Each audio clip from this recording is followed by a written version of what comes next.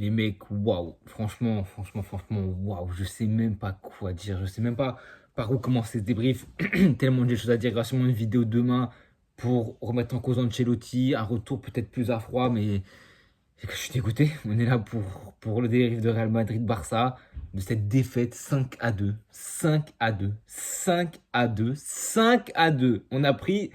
J'arrive pas. Vaut mieux en rire qu'en pleurer, hein, mais franchement, on a pris 5 buts contre le Barça. On en a pris 4 en début de saison. 9 buts en 2 matchs contre le Barça. Emballé, c'est pesé. Si ça montre pas que notre défense est catastrophique, calamiteuse, nulle à chier, que les décisions d'Ancelotti sont nulles à chier, je ne comprends pas. Je ne comprends pas la méritocratie, il connaît pas. Asensio, il connaît pas. Peut-être que c'est un touriste qu'on a vu que 3 matchs et c'est un mirage, il est parti tout de suite. Franchement, les gars, mais c'est catastrophique. Je vais être salé, je vais être très salé, la vidéo va sûrement durer longtemps parce que j'ai beaucoup de choses à dire et j'ai envie d'étaler tout mon sel. Je vais remercier Courtois, je vais remercier Mbappé, je vais remercier Valverde et puis je vais remercier Asensio, mais c'est tout. C'est tout, Mbappé, mais merci. Je pensais pas après Liverpool et Bilbao que ce serait toi qui tiendrais les rênes de l'attaque, qui prendrais la succession de Vinicius. Mbappé a été fantastique ce soir. Fantastique vu la médiocrité que tous les joueurs du Real Madrid, en tout cas la majorité, ont montré ce soir. Ont montré ce soir. Et franchement, Mbappé, la roulette sur Koundé, la talonnade, elle est splendide. Bellingham, il suit pas, mais c'est splendide. Son but, il est splendide contre le cours du jeu. Le mec, il part à la limite du hors-jeu. Vini lui met bien. Un contrat contre Baldé, passement de job, tac, tac, décalement pied droit, boum. 1-0, quatrième minute, alors qu'on a pris 3 grosses frappes. Rafinha, on a pris des dingueries. Vasquez qui est encore au chou-fleur, mon pote, il est à la cueillette. On prend une grosse action. Courtois, il sort 2 parades. Tac, quatrième minute, Mbappé, il te sort ça. Mais tu te dis, mais oh là là, tu te dis, mais le match, il sent bon. Le match, il sent très très bon. Même si on a subi les 5 premières minutes, il sent bon. Malheureusement, c'est une petite blessure après. Au final, il rentre. Mais tu t'es fait éteindre. Tu t'es fait éteindre. Mais éteindre. Mais quand je dis éteindre, moi, le 4-0 du début de saison, pour moi, je trouve très sévère.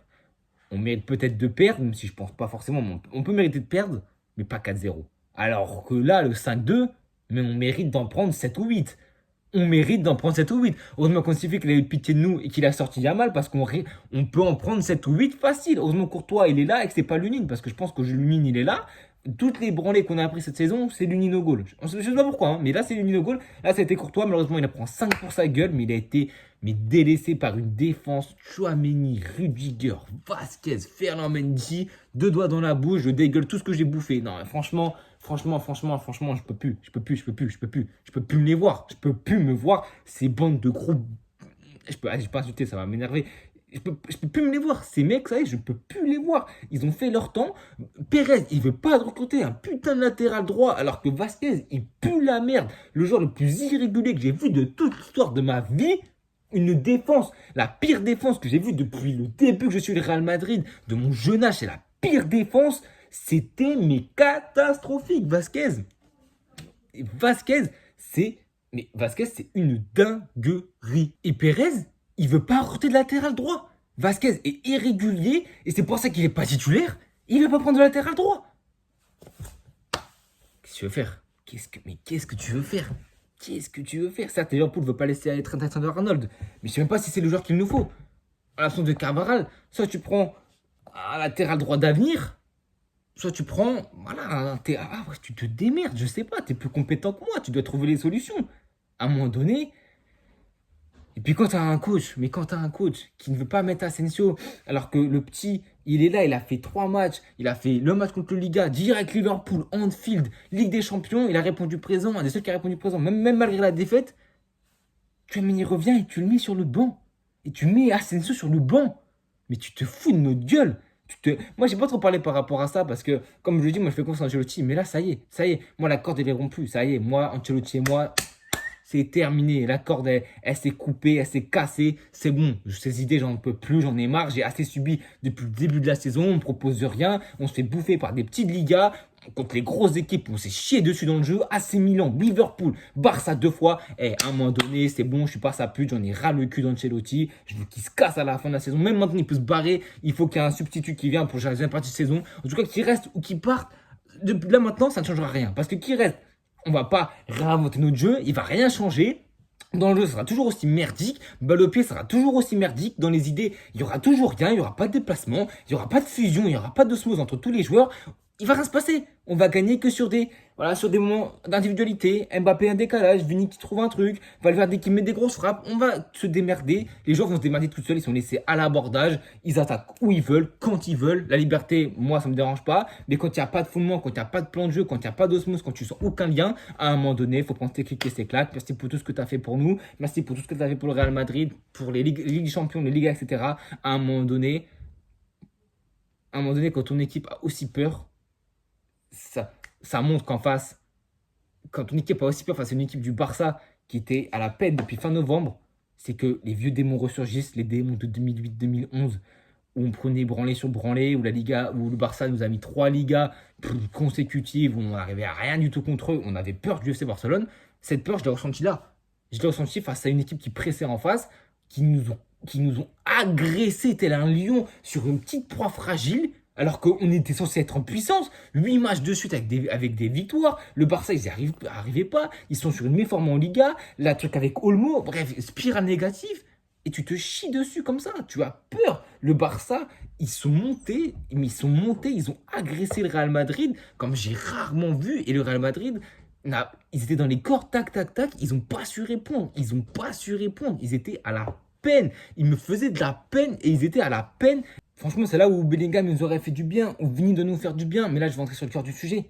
Vinicius Junior, mesdames et messieurs, les fans madrilènes, les fans de football qui viennent nous casser et me casser.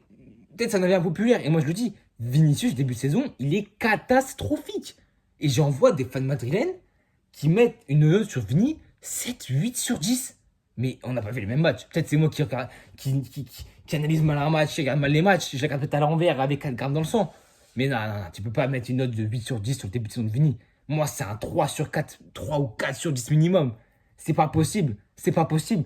Toutes les grandes rencontres, il est passé en travers. Le seul match bon, c'est contre Dortmund. Certes, c'est un grand joueur, donc oui, en Liga, il y a de la marge. En Liga, il peut être nul 80 minutes. Les 10 dernières, il va trouver un penalty, une passe incroyable, une frappe de fou. Il est sur 14 buts, je crois, avec 5-6 passes D. Donc oui, c'est des stats bof pour un joueur comme Vini. C'est des stats bof parce qu'il est nul depuis le début de saison.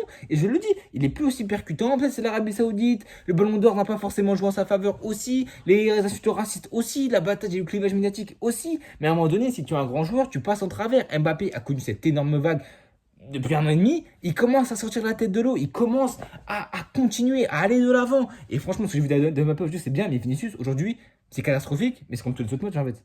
Honnêtement, j'ai pas des comptes, mais je pense que je me replonge dans les matchs depuis le début de saison.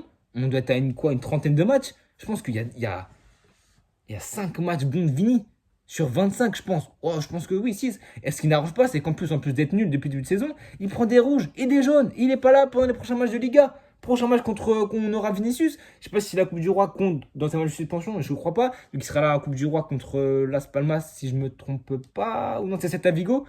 Il sera pas là contre Las Palmas, il sera pas là contre Valladolid, on va le revoir que contre Salzbourg en Ligue des Champions. Et j'en ferai des fois plus si nécessaire, ils sont pas prêts. J'étais pas prêt à la merde que tu as fait aujourd'hui. On sait que les matchs du Real Madrid dans cette partie de saison, c'est là où on est décisif. Mais moi, je vous le dis clairement, on ne le sera pas. Pour moi, la saison, elle est finie. Alors, certes, j'ai déjà dit ça contre le FC Barcelone. J'ai déjà dit ça que quand on perd le 4-0, certes, ils ont chuté en Liga, on nous a remonté.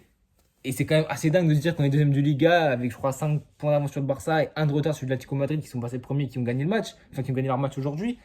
Mais en Ligue des Champions, on est distancé. Certes, on a 2 adversaires faibles à notre portée, évidemment. Mais ça ne me semble même pas qu'à Régis Leblay, on se fasse casser le cul par Brest tellement on est nul. Même si ça sera encore plus une honte. Mais je ne serais même pas choqué depuis cette saison. Franchement, c'est une saison cauchemar. Et je l'avais dit au moment où je crois que c'est peut-être contre l'AC Milan. Ou l'AC Milan, où j'ai dit, là, franchement, ça sent vraiment pas bon. Même contre Marseille, nous, Van Madrid, on connaît notre club un minimum quand même. Et on a vu les premiers matchs contre Mallorca, contre Las Palmas, on fait des nuls. 5 premiers matchs, on doit faire, je crois, 3 nuls, 2 victoires.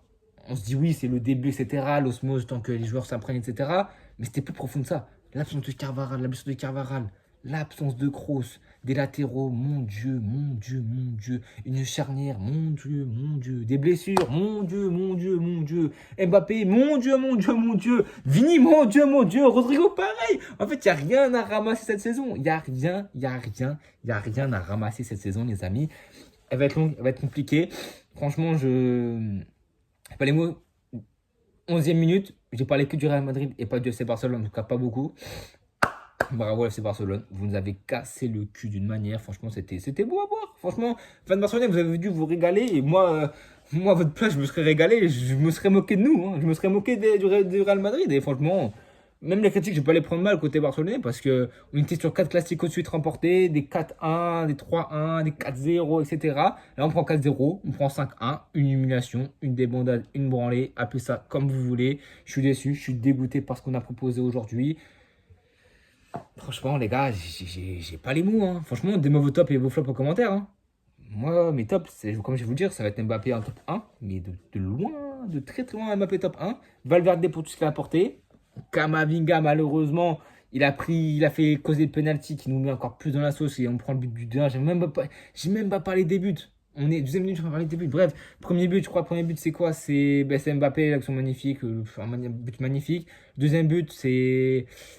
Je crois, mais c'est cet abruti de Farah Mendy qui. Mais regardez l'action. Je vais vous mettre un screenshot ici parce que si je n'oublie pas dans le montage, mais je vais mettre le screenshot là. Regardez la distance entre lui et la défense et Yamal. Bref, aucun placement, aucune sens défensive, aucune osmose. Alors qu'en face, le FC Barcelone, tu vois une vraie ligne défensive qui se complète, qui est bon, qui arrive à jouer ensemble. Et nous, on n'a aucune osmose.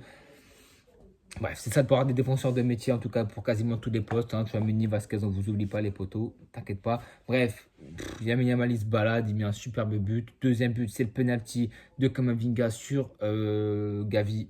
Il n'y a rien à dire, il y a penalty 1000 fois. Troisième but, ça doit être le centre superbe de Koundé. Regardez encore une fois le placement. J'ai pas le screenshot, peut-être si je l'ai retrouvé tout à l'heure. J'ai pas le screenshot. C'est quasiment Lucas Vasquez qui est sur le marquage de Rafinha. Tu as mené à la place de Rudiger et Rudiger, à la limite à la place de Mendy. Le placement est catastrophique. C'est n'importe quoi. Le patron de défense, c'est Rudiger. Il est patron de rien du tout. Il est éclaté depuis le début de saison. Et encore une fois, il nous l'a montré aujourd'hui. Le centre de Koundé est magnifique pour le but de Rafinha. Le quatrième but, ça doit être. Je crois que c'est le but de Baldé. Peut-être le cinquième, je sais même plus tellement de but, mec. Je sais même plus c'est Baldé qui met le but. But de Baldé, je crois que c'est contre, ça va rapidement. Bref, ouais, les gars, j'ai même pas. Je crois que c'est le but de Baldé, le cinquième, je sais même plus c'est qui marque. En vrai, je n'ai plus rien à foutre. Rodrigo, il met un superbe but, un coup franc. Premier depuis belle lurée, je crois que c'était Alaba qui a mis le dernier coup franc. Donc c'est pour vous dire à quel point c'était il y a longtemps. Le coup franc final n'aura rien changé parce qu'au moment où il marque ce but, je crois ils sont déjà à 5-2. Hein. Oh oui, ils sont à 5-2, je crois, à ce moment-là. Tu te dis, allez, c'est le Real Madrid. S'il y a bien une équipe qui peut le faire, c'est le Real Madrid. Il reste 20 minutes, enfin, il reste 25 minutes. Tu marques avant la 70e. Il y a moyen de moyenner. Non, non, non, non. Il y avait moyen de rien du tout. Même à 10 contre 11, même avec Peña au goal. Il y avait moyen de rien du tout parce que tu perds du temps bêtement, parce que tu proposes rien, parce que tu es nul à chier, tout simplement. En vrai, t'es juste nul à chier. T'es juste nul à chier. Tu t'es pris une branlée pour une équipe qui est bien meilleure que toi et qui n'a pas eu peur. Et toi, tu as eu peur. Et c'est sûrement ça que je raconte. Les joueurs du Real Madrid ont eu peur. Ils ont eu peur parce qu'ils sont conscients de leur propre faiblesse tactique comme technique, en vrai de vrai. Ils sont conscients je suis sûr qu'ils sont conscients de leurs défauts et qu'ils sont conscients que tactiquement, ils sont à la peine. Ils sont à la peine et ils font de la peine. Ils me font de la peine parce que moi je suis fan du Real Madrid. Ils me font de la peine et ils savent. Je pense qu'ils savent. C'est pour ça qu'ils ont eu peur. Quand ils ont vu le pressing du Barça, ils ne savaient pas comment réagir. Il n'y a aucun joueur qui sait tenir le ballon à part Kamavinga. Il prend un jaune très vite. Il cause un penalty. Il sort de son match. Il fait sortir à la mi-temps. Ce qui n'est pas un mauvais choix parce que Ceballos, quand il est rentré, il a quand même apporté. Il était très bon. Et moi, j'aurais peut-être mis un Ceballos titulaire directement et Kamavinga à gauche. Franchement, je pense que notre meilleure défense, c'est Valverde à droite, c'est Asensio, c'est Rudiger et c'est Kamavinga à gauche. Honnêtement, je pense que notre meilleure défense, c'est ça en vrai. Je pense que la meilleure défense, c'est ça. Et c'est cruel de le dire, mais je pense que c'est ça. Parce qu'au milieu de terrain, on a quasiment personne pour jouer le ballon. Donc, autant que Kamavinga il va à gauche, c'est bon, s'il va au milieu de terrain et que Kamavinga il peut monter, il peut offrir des solutions à Vinicius et créer du dédoublement et rentrer à l'intérieur pour essayer de jouer. Et avec ses qualités de passe et de frappe, il peut tenter des choses. Donc, bon, je suis pas tacticien, je suis pas entraîneur, je suis personne. Mais bon, je donne mes avis. Donc, les gars, donnez-moi vos tops et vos flops en commentaire. Je pense que je vais clôturer le débrief. Hein. Je pense que j'ai pas oublié grand chose. Demain, je pense qu'il y aura sûrement une vidéo sur Ancelotti, sur s'il doit partir, comment on peut voir l'avenir de cette saison. À froid, sûrement. En tout cas, je ne suis pas sûr qu'il y ait une vidéo de demain, tellement je suis dégoûté de ce match. Prochaine vidéo, je pense que ça doit être dans 2, 3, 4 jours. Le match de Coupe du Roi contre Las Palmas. Il me semble. Non, non, contre Celta Vigo. En tout cas, les gars, franchement, je suis fatigué, je suis écœuré, je suis essoré. Ils m'ont vidé de mon énergie. Le match a duré 1 heure et demie. J'ai l'impression qu'il a duré 3 heures. On se rappelle le match contre City en Ligue des Champions où cette fois on a gagné sur penalty. Là, c'est pas une branlée. Ça arrive. Bien se retrouver contre le Barça, malheureusement. En tout cas, dans les années d'antan. J'ai la stat depuis 1943 que le Barça n'avait pas mis 4 buts en première mi-temps. Ou peut-être même 5. Non, je crois que c'est 4.